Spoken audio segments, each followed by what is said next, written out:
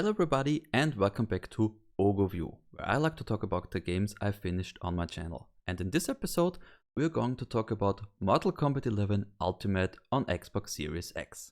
You might have already guessed, I will compare this game to its predecessor, Mortal Kombat X. In the visual department, the issues I had with the upgraded PS5 version of Mortal Kombat X are mostly gone.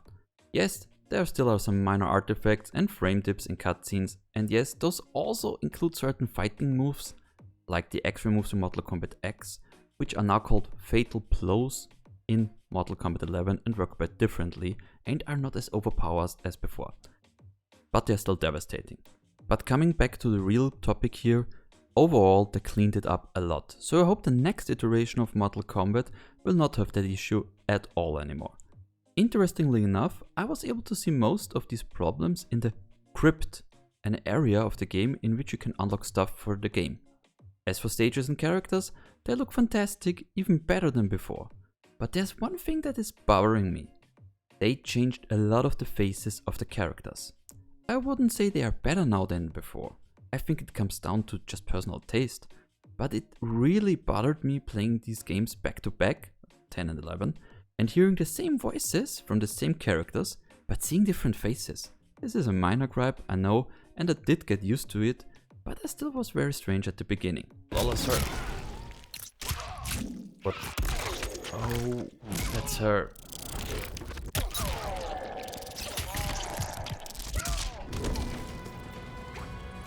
Ow. The sound and music are great again. The bone-breaking sound makes my skin crawl once again, and I do like the music of this game more than the one in the last one, although that is highly subjective. Also, I really enjoyed that they give you the opportunity to have different announcer voices. It's a little thing, I know, but being able to hear the iconic FIGHT in a different voice is great. And again, the voice cast is great as well.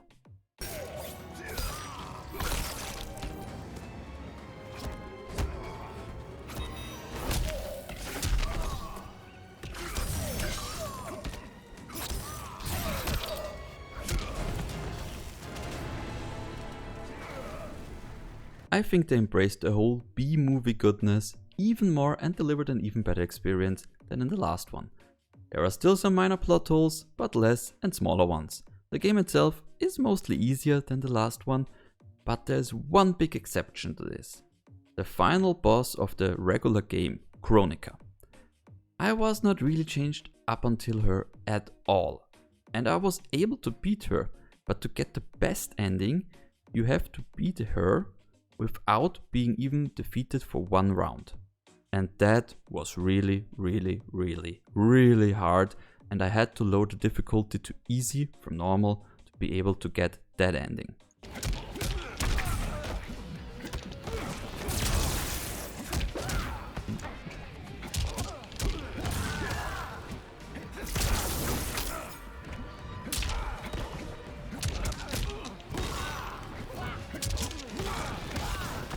The gameplay got a little slowed down, I think, which makes the game more tactical and less button mashy, and that works out great for it, in my opinion. Also other stuff like changing the X-ray moves to the Fatal Blows and making them less overpowered as a result works out great. Another change they did was getting rid of the QTEs in cutscenes, and I'm quite happy they did that.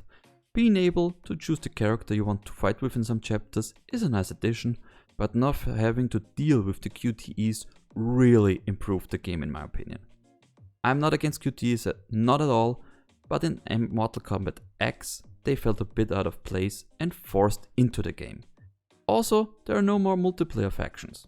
Since I didn't care for those in Mortal Kombat X, their absence doesn't matter to me at all, but you might miss those. As for trophies or achievements, I think the difficulty of those is around the same level as Mortal Kombat X's. It is a long grind. Don't get yourself worn out by trying to grind them out all at once. Make it a long marathon, not a quick sprint.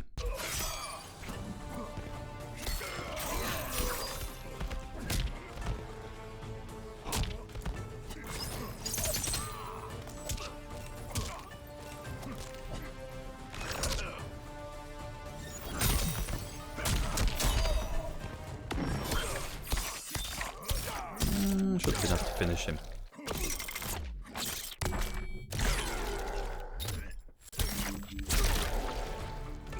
Also, there are two other very subjective things I want to talk about.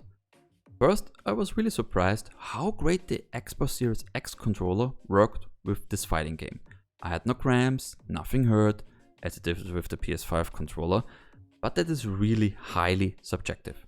Also, I love what they did with the crypt in this game. They made it look like the island from the original Mortal Kombat. They even put Shang Tsung, the evil sorcerer, in it, and you can go around the destroyed island, see old artifacts, the ruined landscapes, and find even arenas where the battles from the original first Mortal Kombat took place. I love stuff like that, and I'm really happy they put that in and put so much love and care into it. If you buy the Ultimate version of the game, you get the Aftermath DLC as well, which I really enjoyed. I really liked that they finally put a story DLC out as well as new characters.